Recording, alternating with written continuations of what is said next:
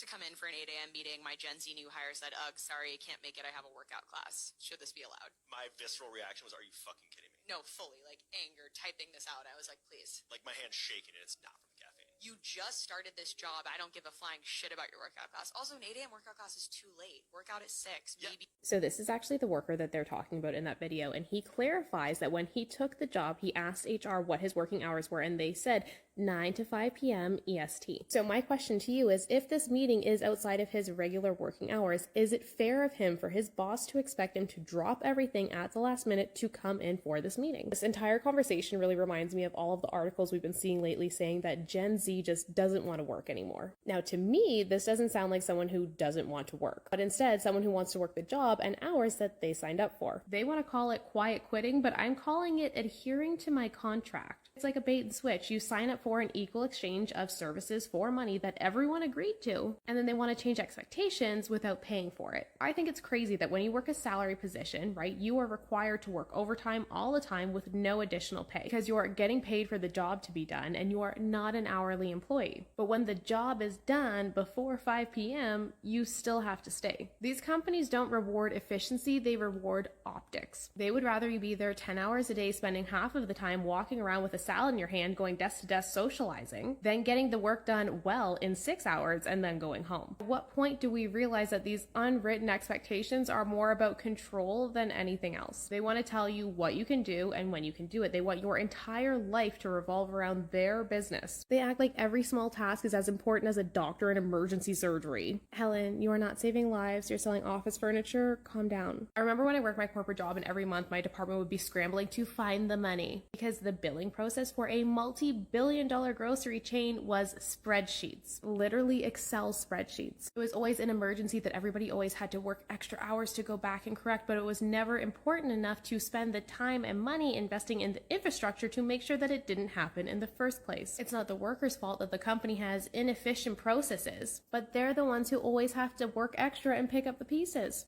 Coming out of university, my biggest goal, my biggest aspiration, that was to climb the corporate ladder, but that was until I realized that the game is rigged. Sure, I'd make more money, but then I'd lose more of my time, freedom, and sanity. It doesn't sound like a good trade to me. And our generations are seeing that that trade-off is just not worth it. Instead, I learned how to invest and became financially free in my 30s. If you're ready to escape the rat race, check out our link in bio for more.